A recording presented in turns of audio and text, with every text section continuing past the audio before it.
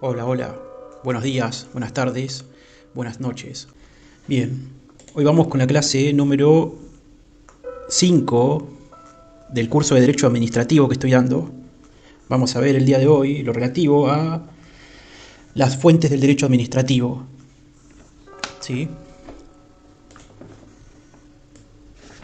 Digamos que en principio intentaremos definir, ¿sí?, el concepto de fuente, aunque sea de manera sucinta. También haremos referencia respecto del concepto de fuentes y las peculiaridades que ésta puede tener en el ámbito del derecho administrativo.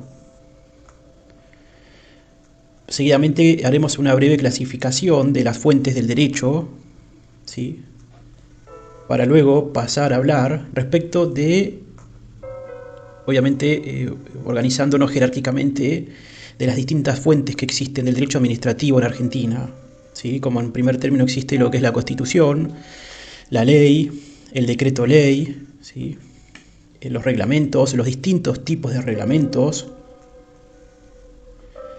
las instrucciones de servicio, las circulares, los reglamentos de organización, ¿sí?, los tratados, digamos tratados internacionales, las convenciones colectivas de trabajo. Bueno, al respecto hay una gran discusión si acaso las convenciones colectivas de trabajo son o no parte del derecho administrativo o parte exclusivamente del derecho laboral, ¿sí? Bueno, haremos referencia respecto a esta discusión también y veremos también cómo es, qué postura es la mayoritaria actualmente, ¿sí? Y bueno, además veremos los principios generales del derecho, la equidad, la costumbre, el caso de los precedentes administrativos, ¿sí?, la jurisprudencia. Todos estos, incluso junto con la doctrina, son fuentes del derecho administrativo, ¿sí? Bueno, básicamente analizaremos uno a uno cada fuente. Este tema es un poco tedioso, un poco largo, pero bueno, trataré de ir al grano, al meollo, y responder punto tras punto de manera sucinta, ¿sí? Por último, bueno, hablaré sobre el caso de la analogía, ¿sí? Ahí es cierto que aún persiste esa discusión respecto de si la analogía es o no una fuente del derecho o un método de interpretación. Obviamente me inclino por el caso de que es un método de interpretación, ¿sí?, más allá de que en la práctica se lo haya utilizado en diversas oportunidades como una fuente más del derecho, ¿sí? Pero bueno, hay que hacer algunas aclaraciones al respecto, llegado el caso. Y bueno, básicamente de esto va a versar la clase hoy. Espero que les sirva. Suscríbanse, compartan. Y bueno, sin más preámbulos, comencemos.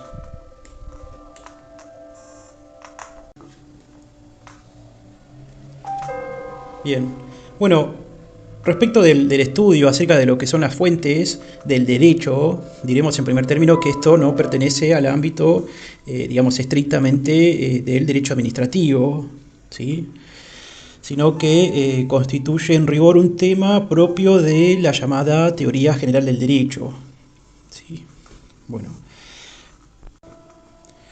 respecto del concepto de fuentes del derecho, diremos que son los medios o las formas que dan origen al ordenamiento jurídico, ¿sí?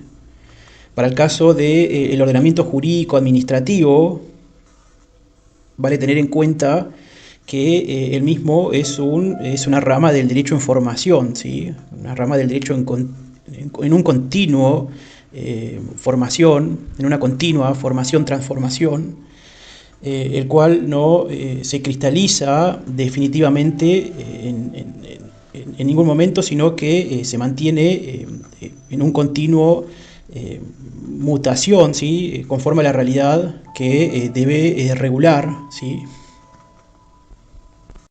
Bien, dicho esto, vale concluir entonces que el ordenamiento jurídico administrativo no es, digamos, un ordenamiento pétreo, ¿sí?, no es un ordenamiento que se ha cristalizado, sino que es un ordenamiento en una continua transformación y que no se integra exclusivamente de normas positivas, ¿sí? sin desmerecer el alcance y la validez y eficacia que tienen las normas positivas como fuentes del derecho en Argentina. El estudio de las fuentes del derecho administrativas no son, solo o exclusivamente escritas, ¿sí? Habida cuenta de la frecuencia con que aparecen las lagunas o los vacíos del ordenamiento jurídico positivo.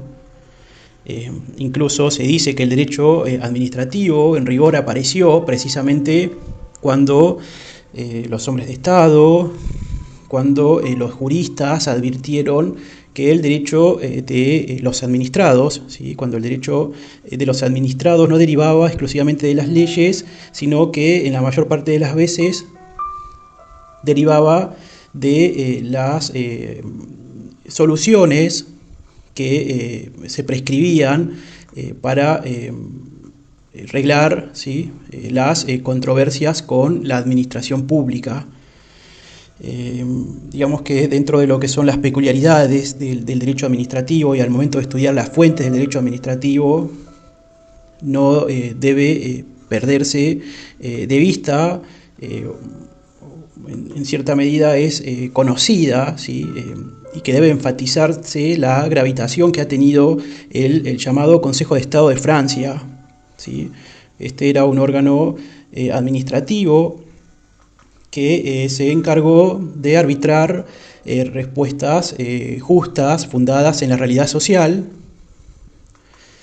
y que desde el principio, diremos, no se detuvo a la aplicación de normas escritas, sino que también hizo uso de normas no escritas que derivaban fundamentalmente del respeto a la dignidad por la persona humana y del respeto por la naturaleza de las cosas, ¿sí? Además, también vale tener en cuenta que el Consejo de Estado de Francia se hizo un órgano importantísimo en Francia y en todo el sistema continental europeo, fundamentalmente porque fue de los primeros órganos que reconoció que el Estado debía regirse por principios distintos a los propios del derecho privado, esto sirvió como un paso esencial para la formulación de un derecho autónomo, hoy bien conocido como derecho público, y en alguna medida derecho público interno es el derecho administrativo, ¿sí? Bien, entonces, como definición de fuentes del derecho, dijimos que son aquellos medios o aquellas formas que dieron o dan origen al ordenamiento jurídico, ¿sí? En específico al ordenamiento jurídico administrativo, ¿sí? Ahora, podemos pasar directamente al asunto de las clasificaciones de las fuentes.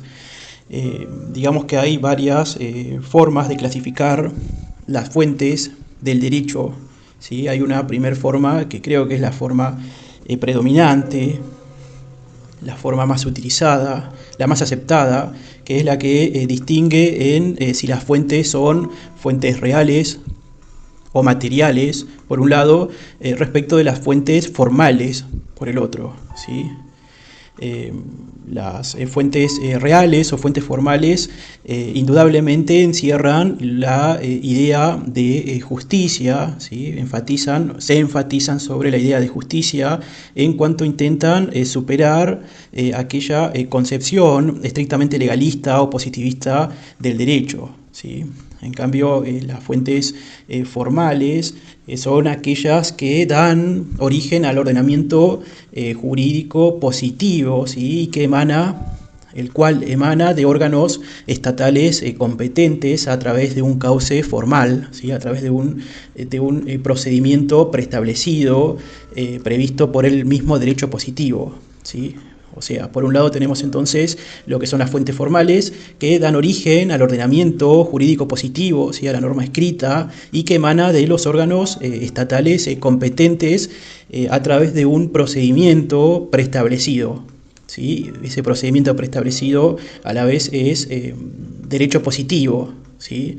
En principio, las fuentes formales se encuentran previstas tanto, fundamentalmente en la Constitución, ¿sí?, en las leyes y en los reglamentos, ¿sí?, mientras que las fuentes materiales, en rigor, son aquellos modos, ¿sí?, aquellos factores, aquellos elementos que determinan el contenido de las normas jurídicas, ¿sí?, con independencia de si los órganos con competencia o no las han producido, ¿sí? Digamos que en principio dentro de las fuentes materiales tenemos, por ejemplo, el valor de la jurisprudencia, tenemos a la doctrina, tenemos los principios generales del derecho, tenemos el valor de lo que es la equidad, etc. En segundo término, otra clasificación que se puede hacer respecto de las fuentes tiene que ver con que si son aquellas que contribuyen o no a la producción, por un lado, o al conocimiento del derecho, ¿sí? Digamos que aquellas fuentes que tratan los modos por los cuales se crea el derecho son aquellas fuentes denominadas fuentes de producción del derecho, ¿sí? Entre ellas tenemos a la misma ley, tenemos a la Constitución, a los reglamentos, ¿sí? Mientras que por el otro lado, respecto a aquellas fuentes que contribuyen al conocimiento del derecho, básicamente se intenta significar aquellos medios que permiten conocer el derecho, ¿sí?, como ser la doctrina, como ser la bibliografía, como ser las colecciones de leyes, incluso la jurisprudencia, los precedentes administrativos, la costumbre, los principios generales del derecho, etc. ¿Sí? Bueno, en tercer término ahora hay otra fuente, otra forma de clasificar las fuentes del derecho, en este caso del derecho administrativo en específico, y tiene que ver con si las mismas se distinguen según provengan o no de ámbitos propios del poder administrador o ajenos al poder administrador, ¿sí? Digamos que si provienen de ámbitos ajenos al poder administrador, digamos que si el derecho proviene de ámbitos ajenos, de ámbitos por fuera del poder administrador, como ser, por ejemplo, el caso de lo que es la Constitución, de lo que es la ley, la jurisprudencia judicial, etc., son aquellas fuentes denominadas de ámbitos ajenos al poder administrador, ¿sí? En cambio, también tenemos aquellas fuentes que son o que se entienden que se originan en la actividad de los propios órganos administrativos. En este caso tenemos fundamentalmente a lo que son los reglamentos, las circulares, los precedentes administrativos, los mandatos, etc. Bien. Bueno, dicho esto, pasemos ahora a analizar una a una las distintas fuentes del derecho administrativo, ¿sí? Vale hacer una pequeña aclaración antes de comenzar a hablar de fuentes. Y esto había cuenta de la forma federal de gobierno que informa toda nuestra organización constitucional argentina, ¿sí? Vale tener en cuenta que, o es importante tener en cuenta que las fuentes del derecho administrativo tienen carácter o naturaleza en principio local, ¿sí? Digamos que esto quedó expresamente dicho por el artículo 5 de nuestra Constitución Nacional, cuando determina que cada provincia conserva aquello que no ha debidamente o expresamente delegado en la nación, ¿sí? Bien, el artículo 5 dice así: cada provincia dictará para sí una constitución bajo el sistema representativo republicano de acuerdo con los principios, declaraciones y garantías de la Constitución Nacional, y que asegure su administración de justicia, su régimen municipal y la educación primaria. Bajo de estas condiciones, el gobierno federal garante a cada provincia el goce y ejercicio de sus instituciones, ¿sí?, el cual debe ser complementado con el artículo 121 de la misma Constitución Nacional. El mismo dice: las provincias conservan todo el poder no delegado por esta Constitución al gobierno federal y el que expresamente se hayan reservado por pactos especiales al tiempo de su incorporación. ¿Sí? El 122 dice: Se dan sus propias instituciones locales y se rigen por ellas, eligen sus gobernadores, sus legisladores y demás funcionarios de provincia sin intervención del gobierno federal. Bueno, básicamente antes de comenzar a hablar de cada una de las fuentes del derecho administrativo, quería dejar en claro que, bueno, que en función de nuestra misma Constitución nacional y de nuestra organización constitucional, política, federal en la cual vivimos, tener en cuenta que el derecho administrativo es en principio de naturaleza local, ¿sí? Digamos que por este motivo el carácter, vale tener en cuenta que al momento de resolver de X o determinado conflicto se debe prestar atención al carácter provincial, ¿sí? O nacional de las fuentes que se vayan a aplicar, ¿sí? Y bueno, viendo siempre la manera de conjugar estos principios, estas formas de entender nuestra jerarquía de fuentes del derecho administrativo.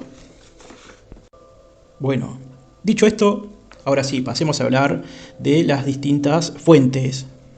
En primer término, hablaremos de la fuente Constitución, ¿sí? Bueno, básicamente la Constitución, nuestra Constitución nacional, o en su caso nuestra Constitución provincial, es aquel ordenamiento que estatuye el conjunto de principios y normas supremas del ordenamiento positivo, ¿sí? Cuya jerarquía normativa es superior a toda ley y reglamento, ¿sí? Imponiéndose incluso a todos aquellos actos que dicte, por más discrecionales que fueran, la administración pública, ¿sí? Entonces, estamos ante una jerarquía de las más importantes de todo el derecho.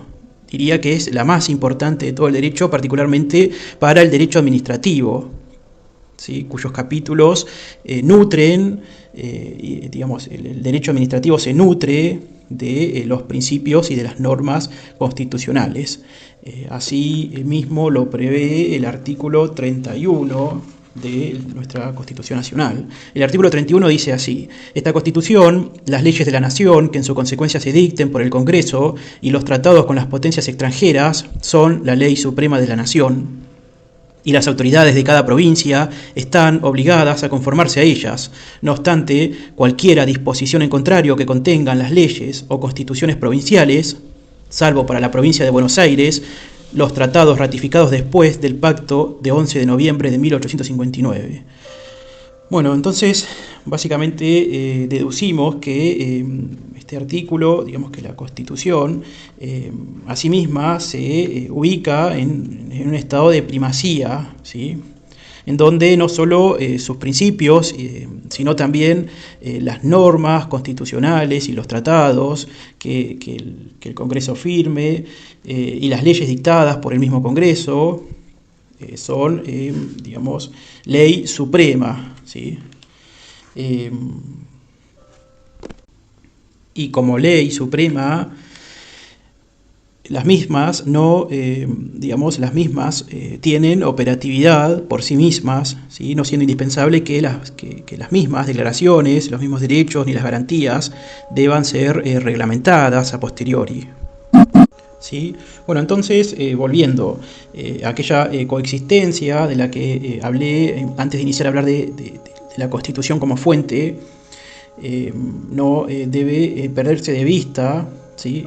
Digamos, aquella coexistencia que existe entre el régimen instituido tanto con el Estado Nacional, ¿sí? Con las provincias que lo integran, digamos, esta interrelación, esta intercoexistencia no es óbice, ¿sí? No hay obstáculo de entender que conforme este régimen instituido, impera la supremacía de la Constitución Nacional por sobre las constituciones provinciales, ¿sí? De acuerdo con los principios, declaraciones y garantías que las mismas dicten las cuales aseguren su administración de justicia, su régimen municipal, su educación primaria y demás. Pero nunca perdiendo el norte que si bien cada provincia tiene un cierto grado de autonomía respecto del Estado Nacional, no debe perderse de vista que es la Constitución Nacional la que impera, digamos, la que tiene la supremacía en nuestro orden político, ¿sí? Bueno, ¿qué podemos entender de lo dicho, ¿sí?, respecto de la fuente Constitución Nacional? Que en principio la misma viene a regular una serie de derechos y una serie de garantías, ¿sí?, de los particulares frente al Estado. En primer término, esto queda bien claro, de los artículos, fundamentalmente de los artículos 14, 16, 17, 18, 19, artículo 28, desde el preámbulo de la Constitución Nacional, ¿sí? Incluso del artículo 75, inciso 22, 75, inciso 23, que son artículos que integran todo un plexo supranacional en nuestro ordenamiento jurídico, ¿sí? Bueno, eso por un lado, eso se sobreentiende, ¿sí?, como Constitución, Constitución como conjunto de principios y normas superiores y supremas de nuestro ordenamiento positivo. Bueno, integramos aquellos derechos y garantías que los particulares tienen frente al Estado, ¿sí? Eso en primer término. En segundo término, también podemos derivar de la misma Constitución la personalidad jurídica que tiene el Estado.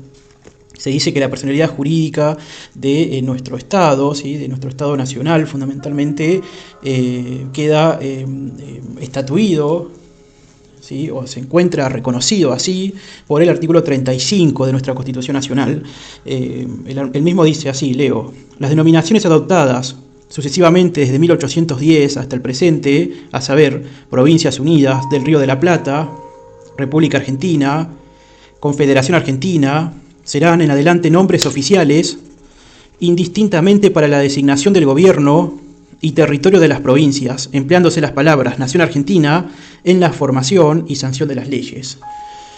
Bueno, entonces diremos que en este carácter, en función de las diversas denominaciones que se pueden adoptar respecto de lo que es la Nación Argentina, ¿sí?, o el Estado Nacional Argentino, se entienden o se pueden desde este centro de imputación, ¿sí?, que tiene una denominación dada, la posibilidad de ejercer por sí mismo potestades, de contraer obligaciones, de ejercer derechos, de imponer deberes, de imponer cargas, etc. Incluso esta idea de que existe el Estado Nacional como una persona jurídica del Estado queda reforzada a posteriori fundamentalmente por la segunda parte de la Constitución Nacional, ¿sí?, digamos por la parte orgánica de la Constitución Nacional, en donde queda obviamente clara la reglamentación, la regulación de las actividades de los organismos de la nación, ¿sí?, de los órganos que integran la nación argentina.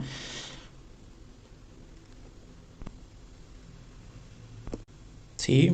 Digamos que entre aquellas funciones, entre aquellas potestades que tienen los organismos de la nación, encontramos, en la segunda parte de la Constitución Nacional, es decir, en la parte orgánica de la Constitución Nacional, prescriptas las funciones, las potestades y los cometidos que tiene el Poder Ejecutivo, ¿sí?, entre ellos, a partir del artículo 87, ¿sí?, que habla de la sección del Poder Ejecutivo, y fundamentalmente a partir del artículo 99, cuando habla de las atribuciones que tiene el Poder Ejecutivo, en el capítulo cuarto, a partir del artículo 100, donde se habla del jefe de gabinete y los demás ministros del Poder Ejecutivo.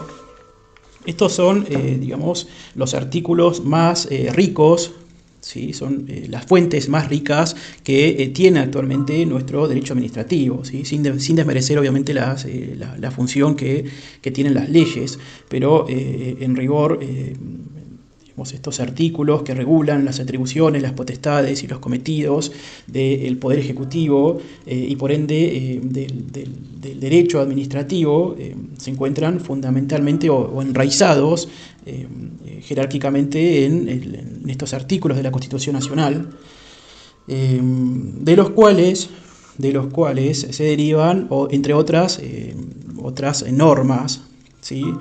Como ser, por ejemplo, la potestad para que el derecho administrativo para que el Poder Ejecutivo pueda dictar, por ejemplo, reglamentos de ejecución, decretos de necesidad y urgencia, decretos reglamentarios, actos institucionales, actos administrativos, incluso se regula lo relativo a las relaciones que el presidente tenga con sus ministros, y las competencias que los mismos tienen. También respecto de los decretos delegados, etcétera, ¿sí? De los cuales iremos hablando mediante el transcurso de este curso. Bien, bueno, en segundo término, la segunda fuente que vamos a estudiar es la ley. Digamos que la ley en principio puede ser clasificada, ¿sí? Según el sentido que tenga.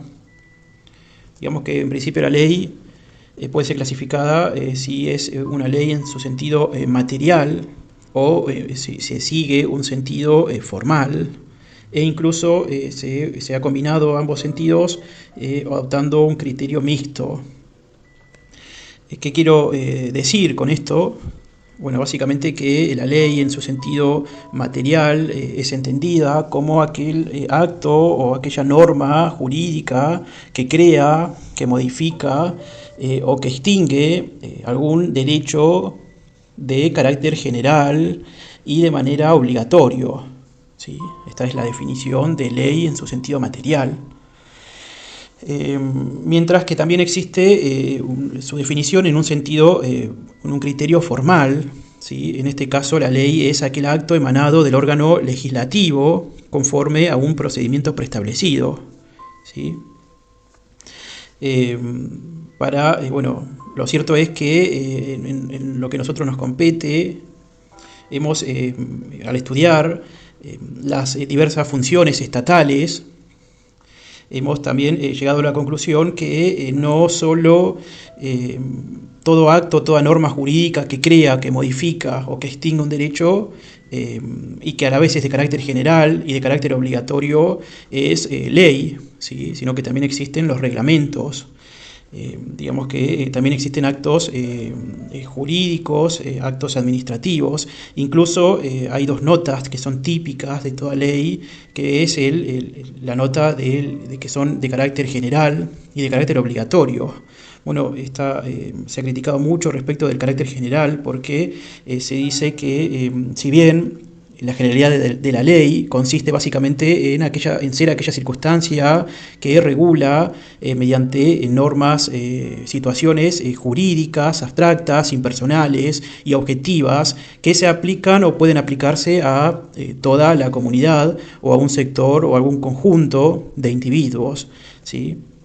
Pero lo cierto es que es evidente que esta nota, esta característica de general, no es tal y ni es exclusiva, ¿sí? De la ley.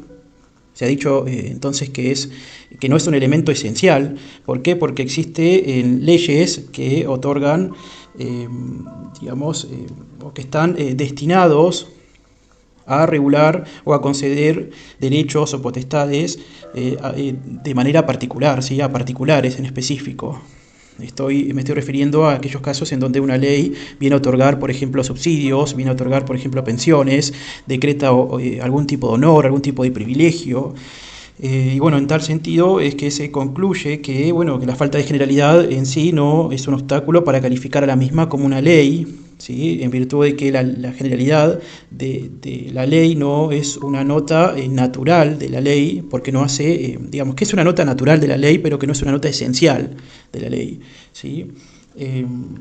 Incluso, bueno, respecto de, por su parte, de la obligatoriedad o de la imperatividad, se quiere destacar que la ley, ¿sí?, como nota, como característica que tiene, es que puede, digamos, a través del mismo Estado hacer cumplir aquellas prescripciones que manda. ¿Sí? Digamos que el Estado posee asimismo el poder de asegurar que la misma, ¿sí?, la misma ley o las leyes se cumplan, inclusive apelando a la coacción estatal, ¿sí?, al uso de la coertio. Sí, bueno, la cuestión es que por obvios motivos, ¿sí?, teniendo en cuenta aquel concepto de ley en un sentido material que plantea la existencia de leyes que poseen como carácter la generalidad y la obligatoriedad. Lo cierto es que es cierto en rigor que existen leyes que no o que carecen de ese alcance general, lo cual resta homogeneidad a la noción. Por dicho motivo, se ha adoptado un criterio mixto, ¿sí?, que combine el criterio formal con el material, considerando que son solo leyes, ¿sí?, las normas de carácter general emanadas del órgano legislativo de acuerdo al procedimiento previsto para ello. ¿Sí?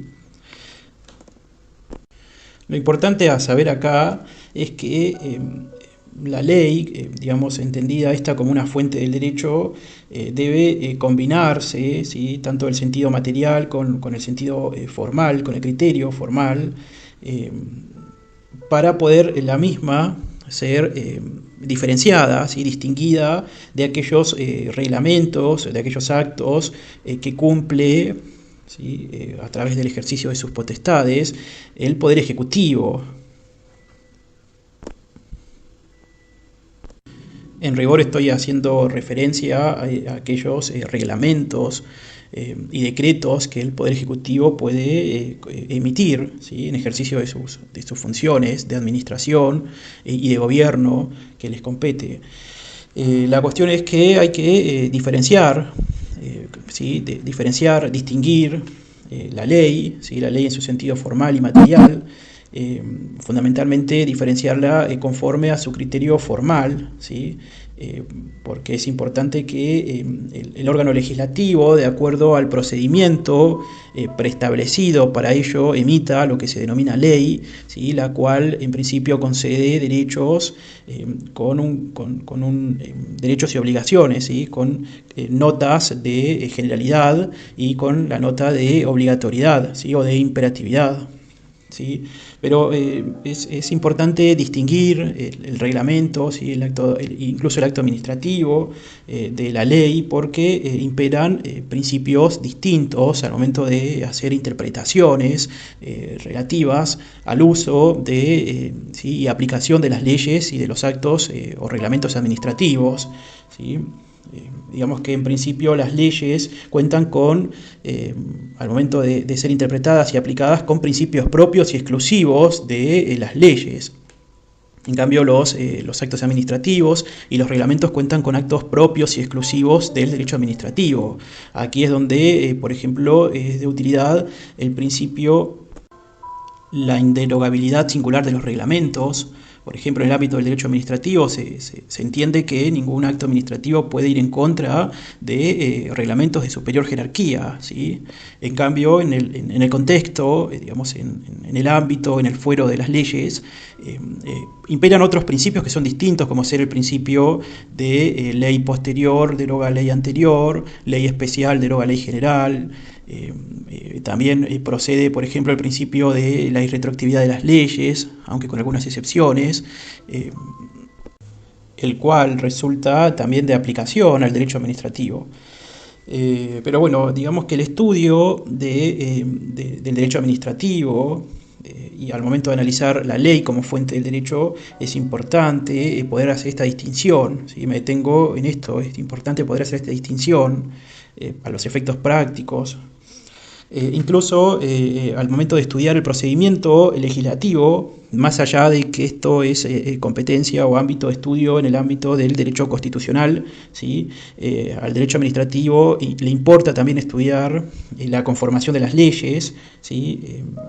Vale tener en cuenta que la Constitución Nacional, al igual que las constituciones provinciales, regulan el procedimiento de creación de leyes, ¿sí? De leyes en su sentido formal, que consta de varias etapas, y que al derecho administrativo le interesa en razón de que la conformación de las leyes es un acto complejo, ¿sí? En donde el Poder Ejecutivo también participa en la promulgación de las leyes, ¿sí? Tanto en lo que es en la publicación, en lo que es la promulgación, en algunos casos puede hacer uso del veto y demás, ¿sí? Entonces el derecho administrativo también ahí participa.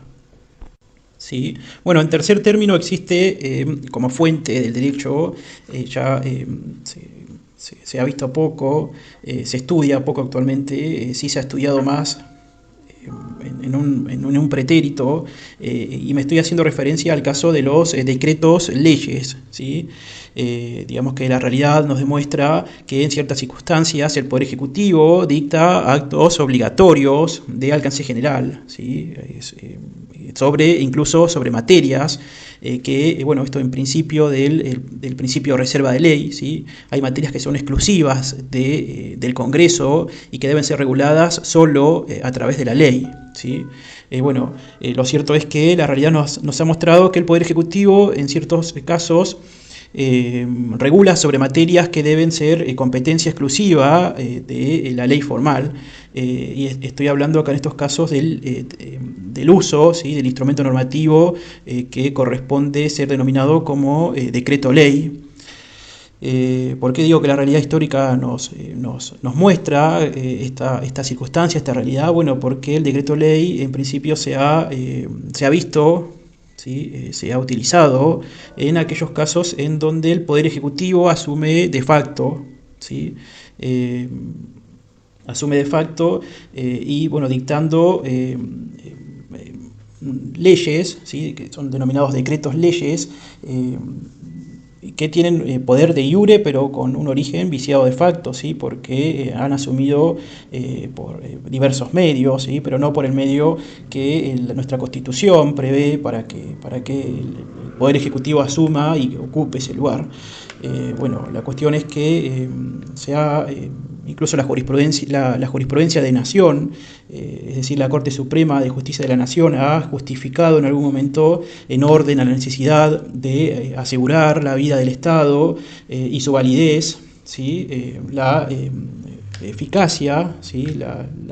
La validez de estos decretos leyes, incluso continuando en su vigencia aún después de instalarse otro gobierno de iure, ¿sí? Sin exigirse incluso para ello la ratificación expresa del poder legislativo de aquellos decretos leyes emanados en etapa de gobiernos de facto, ¿sí? Bueno, en cuarto término, la cuarta fuente que existe y que es de estudio en el marco del derecho administrativo, fundamentalmente y particularmente en el ámbito del derecho administrativo, son los reglamentos, ¿sí?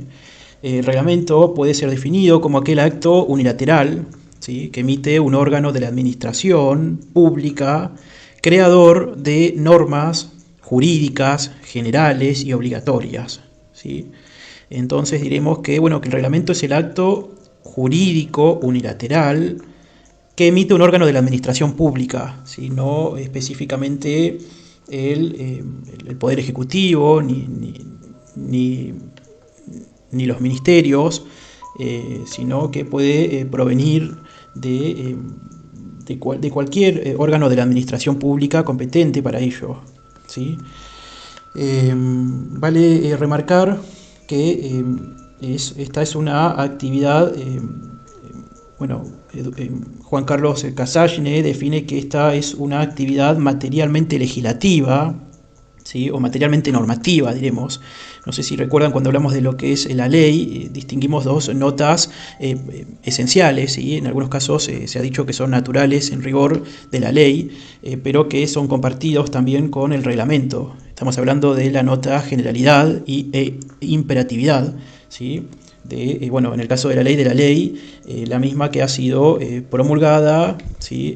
Creada conforme a un procedimiento preestablecido en la norma escrita, ¿sí? Fundamentalmente en la Constitución, pero en el caso de los reglamentos, la distinción es que el mismo emana, ¿sí? Es emitida de un órgano de la administración. En segundo término, es importante también decir que consiste en que es una actividad jurídica, ¿sí? Es una actividad jurídica de la administración. Esto lo digo porque se diferencia de la mera actividad administrativa, ¿sí? Por cuanto esta última es una actividad inmediata, como la hemos definido ya, una actividad inmediata, práctica y concreta, tendiente a la satisfacción de necesidades públicas, encuadrada en el ordenamiento jurídico, ¿sí? Esa es la definición de la actividad administrativa. Acá en este caso estamos hablando de una actividad jurídica de la administración, ¿sí? Diremos que es una especie de lo que engloba el término actividad administrativa, ¿sí? Entonces, bueno, también vale decir que se denomina a los reglamentos actos de alcance o contenido general. Esta incluso es parte de la terminología utilizada por la Ley Nacional de Procedimientos Administrativos, por la cual el reglamento es un acto de alcance general, ¿sí? Expresión que comprende incluso a los meros actos de alcance general que no integran el ordenamiento jurídico, ¿sí? Igualmente vale decir que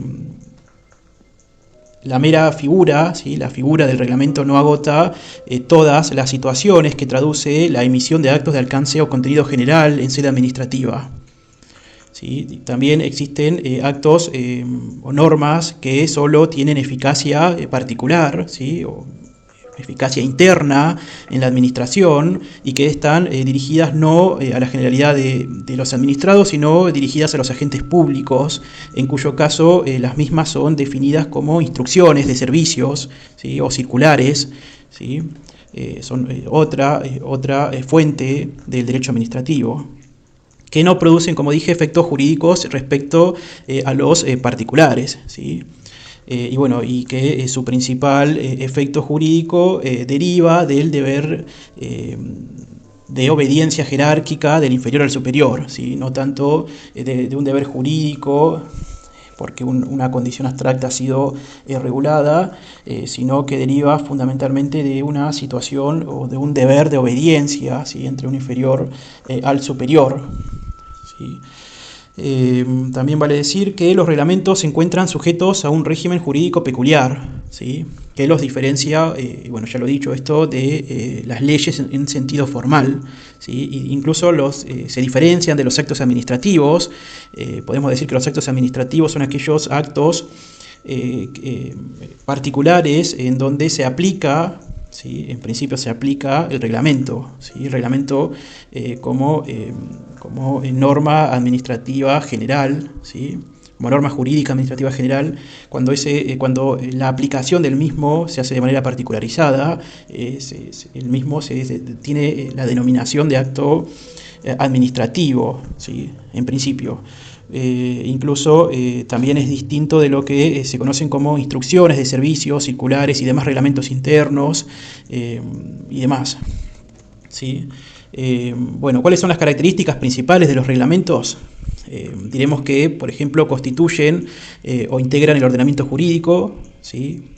Para que entren en vigencia deben ser publicados, ¿sí? Producen efectos a partir de su publicación oficial y desde el día que ellas determinen, ¿sí?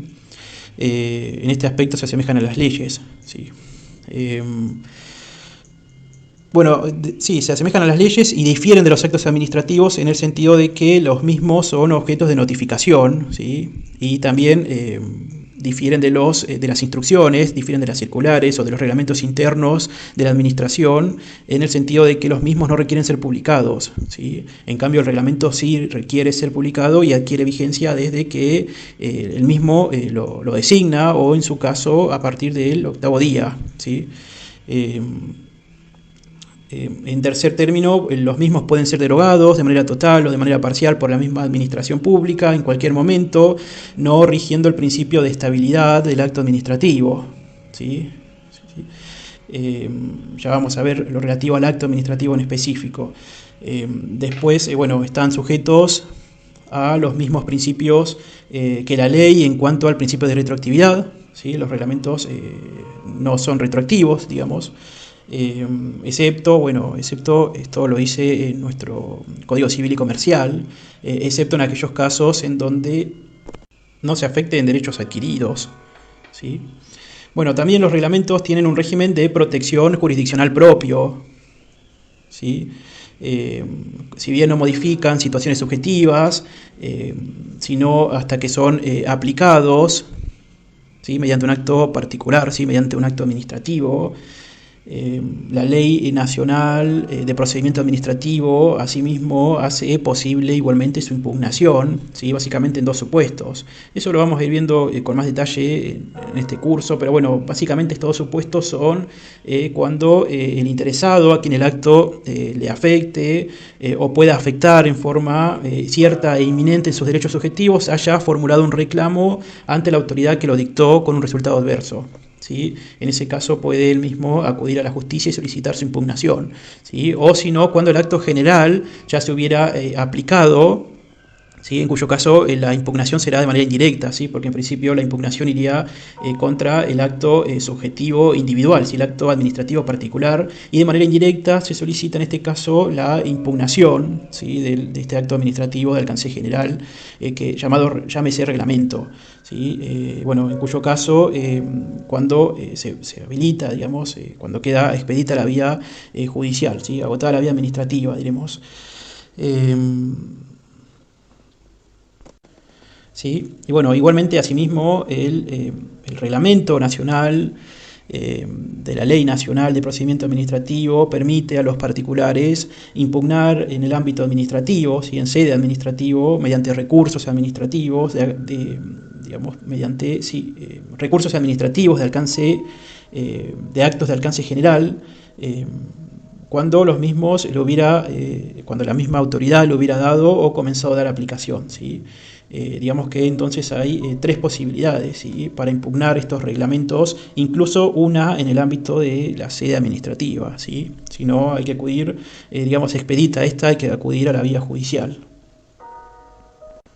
Bueno, por último, también, y esto ya lo he dicho, es de aplicación a los reglamentos el principio de inderogabilidad singular, ¿sí? De los reglamentos. Digamos que una ley en forma particular puede derogar o no una disposición o incluso una ley de carácter general, ¿sí? Esto es en el ámbito de las leyes, ¿sí? En cambio, en el ámbito administrativo no es así, ¿sí? En el ámbito administrativo un reglamento no puede, la aplicación particular de un reglamento no puede derogar el mismo reglamento, ¿sí? Incluso, y en función del principio de igualdad, ¿sí? Artículo 16 de la Constitución, la administración está impedida de modificar o incluso de no observar el reglamento cuando dicta un acto de alcance particular, ¿sí? Todo esto a fin de garantizar o de tutelar la igualdad de trato entre los administrados. Bueno, dicho esto, ¿cuál es el fundamento de la potestad reglamentaria? Bien, en principio se ha discutido mucho respecto del fundamento, ¿sí? Sino que se ha justificado el mismo, a fin de cuentas, en la práctica, ¿sí? En la mera práctica, en la mera necesidad, ¿sí? Resulta que son los órganos administrativos quienes en muchos casos se encuentran mejor capacitados para reglamentar, ¿sí? Para reglamentar cuestiones que requieren una preparación técnica o una preparación jurídica en algunos casos, incluso una preparación economicista, ¿sí? Eficaz, de la que el Congreso en general carece, ¿sí? Por tratarse en principio de un poder netamente político. Entonces, las reglamentaciones administrativas que por mandato constitucional el Poder Ejecutivo está habilitado a realizar, en principio requieren en su sanción, ¿sí? Y en su actualización determinada rapidez, ¿sí? Siendo los órganos administrativos los más aptos para llevar adelante y bueno, y por ello el principio de la inmediatez, ¿sí? Para llevar adelante la actividad regida, que rige, ¿sí? Que rige toda la actividad administrativa, ¿sí? Digamos, por tales argumentos se conduce a demostrar la necesidad de que la administración puede dictar reglamentos, ¿sí? Igualmente, esta necesidad y esta posibilidad es una posibilidad, además de práctica, es una posibilidad jurídica, ¿sí? Siempre y cuando sea la ley quien le habilite a la administración esta potestad, ¿sí? Vale también tener en cuenta que existe el principio, como ya he dicho, de reserva de ley, ¿sí? Hay ciertas cuestiones que son reguladas por una ley en sentido formal, ¿sí? Pero bueno, es cierto también que se admiten los decretos delegados, ¿sí? Si es que hay una ley del Congreso que le habilite al Poder Ejecutivo regular determinada ámbito de competencia que en principio le pertenece al Congreso para que el mismo sea regulado por la administración, ¿sí? Estamos hablando acá de los decretos delegados. También se justifica por una necesidad práctica y ante determinados momentos, ¿sí? Momentos que son específicos, momentos puntuales, se justifican los decretos de necesidad y urgencia, ¿sí? Digamos que hay ciertos requisitos a cumplir que tienen que ver, por ejemplo, con que el Congreso no esté sesionando, ¿sí? O que la sesión, llevar adelante la discusión, no haga ineficaz, ¿sí? la medida que se necesita, ¿sí? Es así que el Poder Ejecutivo se siente competente para poder emitir determinados reglamentos, ¿sí? De alcance general, ¿sí? Después existen los reglamentos reglamentarios, ¿sí? Estos son aquellos que vienen a reglamentar el contenido de una ley en sentido formal, ¿sí? Pero hay distintos distintas clases de reglamentos, incluso reglamentos ejecutivos o reglamentos de ejecución, que vienen a asegurar o facilitar la aplicación o la ejecución de las leyes, teniendo en cuenta siempre la finalidad que se propuso el legislador, ¿sí? También existen los reglamentos autónomos o los reglamentos independientes, que son aquellos reglamentos constituidos por aquellas normas generales que dicta la administración sobre materias que pertenecen a su zona de reserva, ¿sí? Así como el Poder Legislativo tiene su zona de reserva, ¿sí? Zona de reserva de ley, también existe una reserva administrativa, ¿sí? En las cuales podrán ser reguladas por la misma administración, ¿sí? Digamos que la existencia de la zona de reserva de la administración es aún hoy objeto de controversias en la doctrina, ¿sí? También existen los reglamentos delegados, que ya hemos hablado, los decretos de necesidad y urgencia, los reglamentos de necesidad y urgencia o conocidos decretos de necesidad y urgencia, ¿sí? En principio, estas clases de reglamentos y esta potestad reglamentaria cuenta con límites específicos y particulares, ¿sí? Pero todos ellos están reconocidos, regulados en la Constitución Nacional, ¿sí? A partir del año 1994, con la última reforma, se ha incluido, si no me equivoco, en el artículo 99, pero también en otros artículos, como en el artículo 88, 89, en distintos y diversos artículos es en donde se faculta ¿sí? al Poder Ejecutivo, a la Administración Pública, a emitir, ¿sí? a emitir reglamentos, ¿sí? No es objeto de esta clase abordar las particularidades de cada uno de los reglamentos, ¿sí? Ese tema lo puedo dejar para más adelante y hablaremos puntualmente sobre las particularidades de cada reglamento, ¿sí? Bueno, como dije, en quinto lugar, existe, digamos, como quinta fuente, ¿sí? Existen las instrucciones de servicio, las circulares, los reglamentos de organización, que bueno, para algunos autores es cierto que constituyen los llamados reglamentos internos de la administración. Pero bueno, hay otros autores que determinan, ¿sí?, que constituyen una categoría jurídica propia. ¿Sí? Las instrucciones de servicio son reglamentos, ¿sí?, reglamentos particulares de carácter general y dirigidas a varios órganos, incluso a funcionarios específicos, ¿sí?, que bueno, son órdenes, en principio son órdenes, intrínsecamente son órdenes que los órganos superiores le dan a los órganos inferiores para dirigir su propia actividad. ¿Sí? En cuyo caso el cumplimiento de los mismos son obligatorios. Vale también decir que estas instrucciones de servicio son también conocidas como circulares, ¿sí? Y su cumplimiento es obligatorio en función del deber de obediencia que toda relación jerárquica tiene, ¿sí?, constituyendo su violación una falta de disciplina.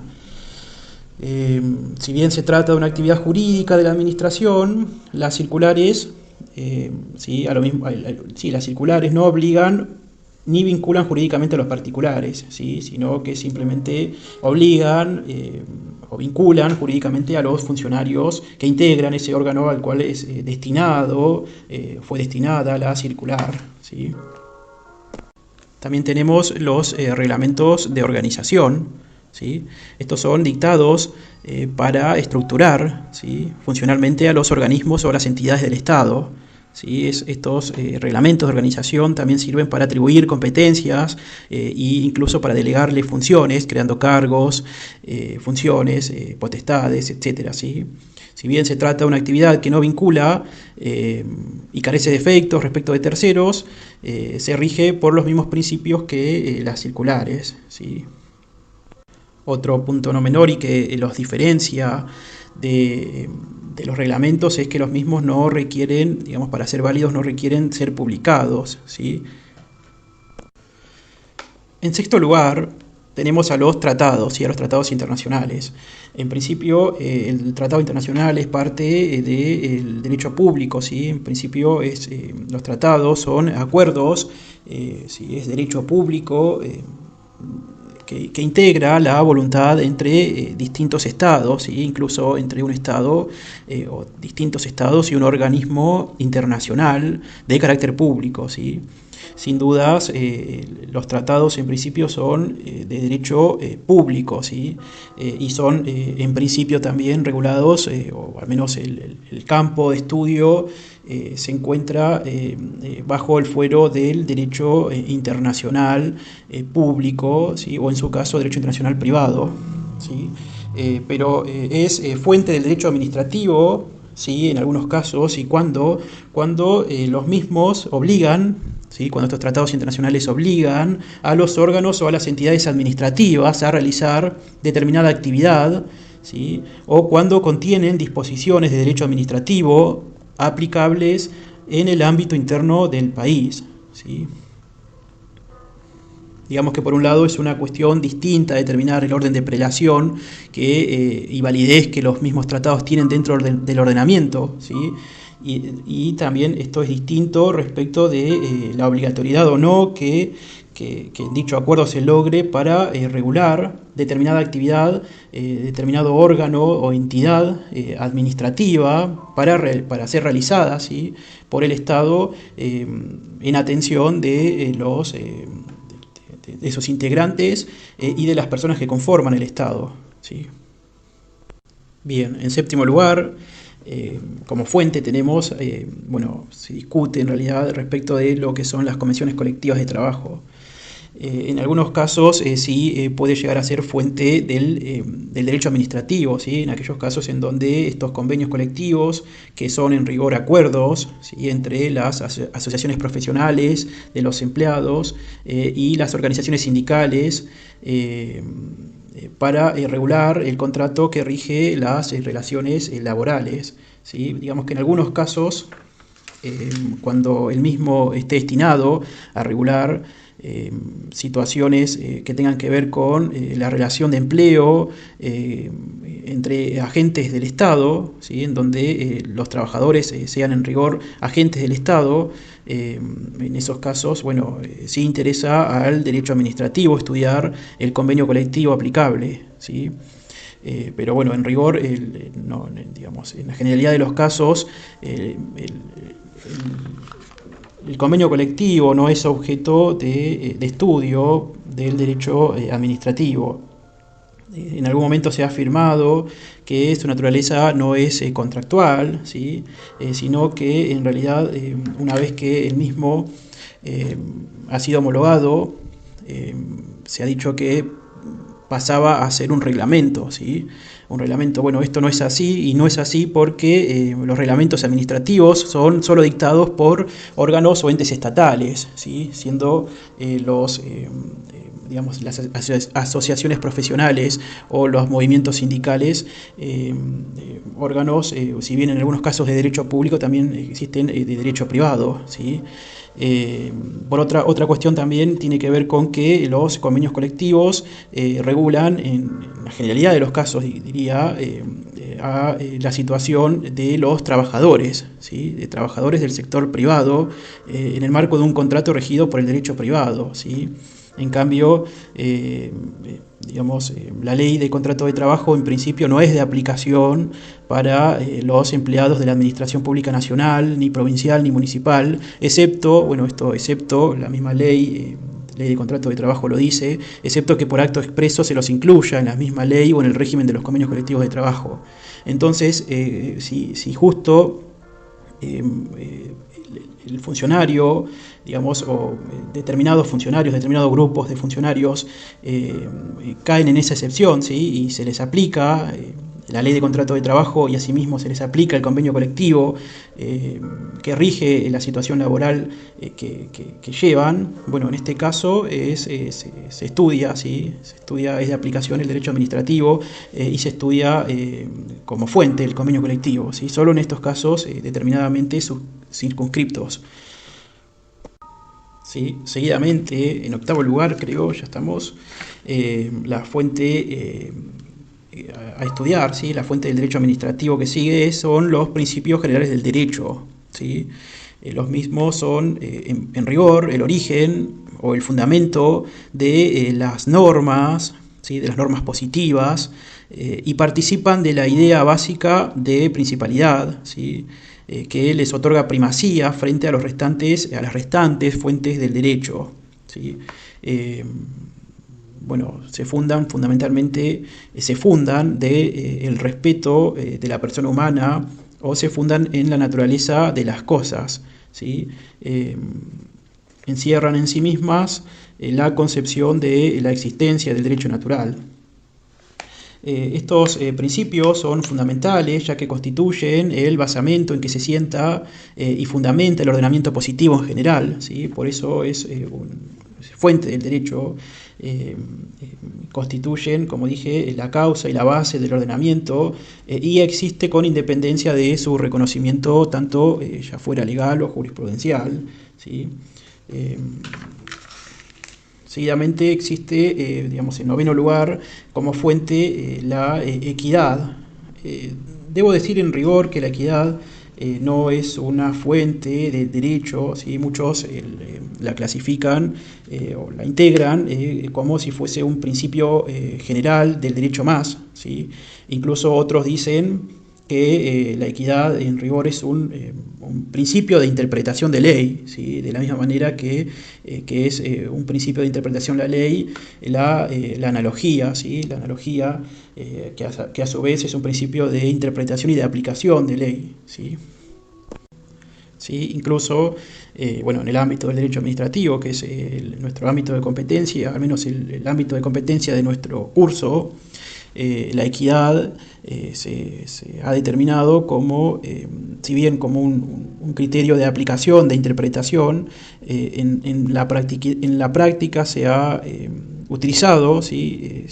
Se fundamenta su utilización, por ejemplo, en la posibilidad de suspender ciertos actos ante la interposición de recursos por parte de quien es lesionado, afectado, quien tenga un interés legítimo al respecto, un derecho subjetivo. Bueno, si la administración autoriza a suspender el principio de ejecutariedad del acto administrativo, ¿sí?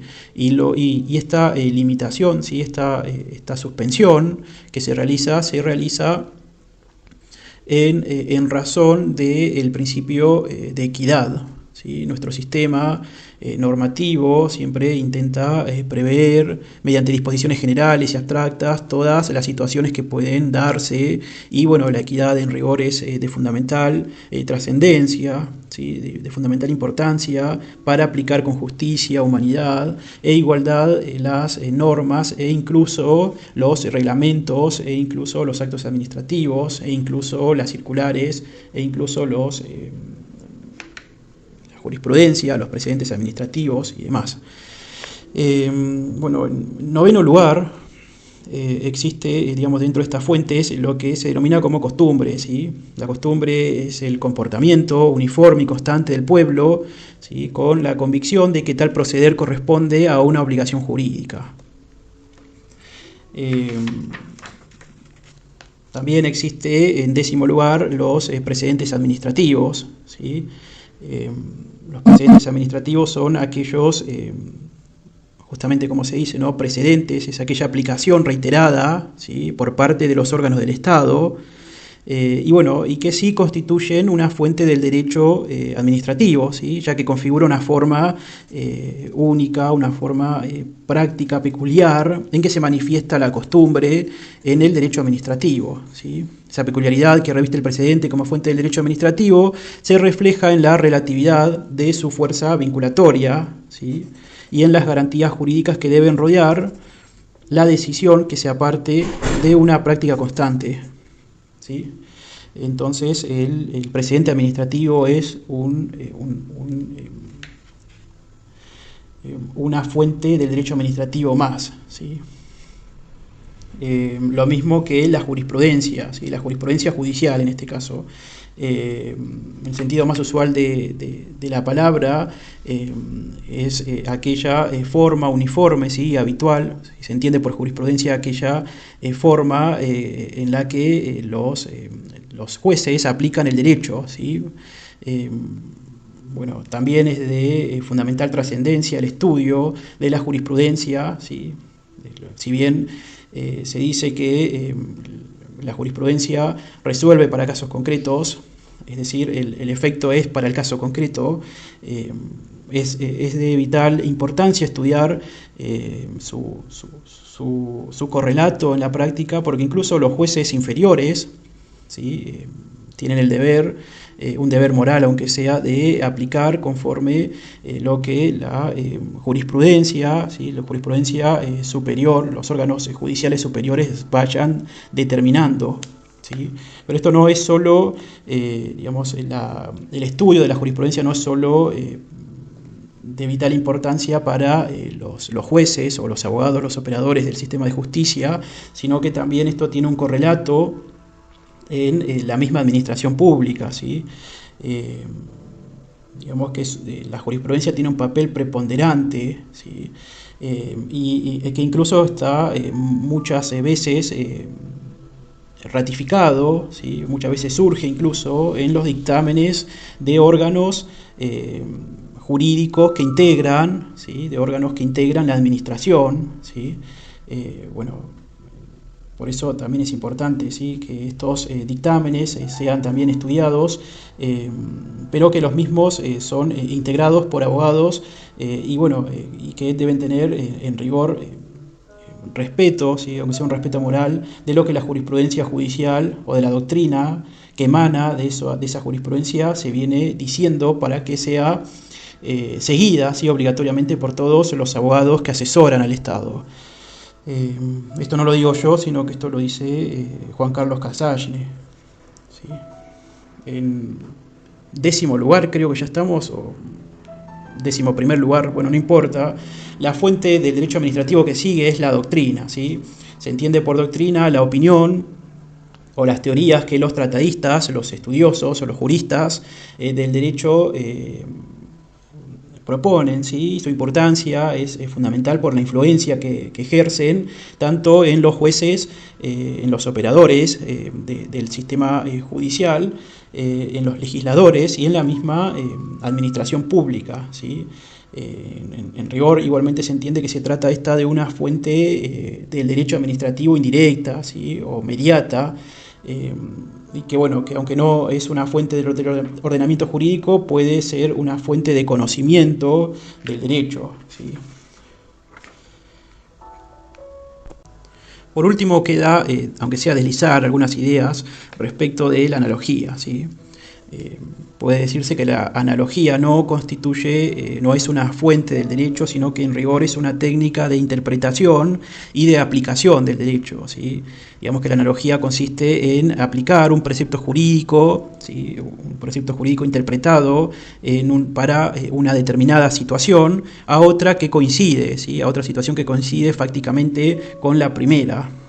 Sí, básicamente esto es la analogía y que si bien algunos autores han dicho que ante el acaecimiento o la aparición de lagunas normativas es de vital importancia aplicar la analogía, ¿no? De vital importancia tener en cuenta la analogía y bueno, se ha discutido primigeniamente respecto si la misma es una fuente o no del derecho administrativo y bueno, contundentemente se ha dicho que no es una fuente, si bien se aplica, ¿sí? Si bien la analogía no es una fuente, sí es una técnica interpretativa y de aplicación muy utilizada, ¿sí? Bueno, al respecto tenemos el fallo Los Lagos, no me equivoco, en donde donde aplica, ¿sí? Los principios del derecho civil digamos a la nulidad de un acto administrativo, ¿sí? Un acto administrativo dado y que ya tenía naturaleza de cosa juzgada, si no me equivoco, formal, ¿sí?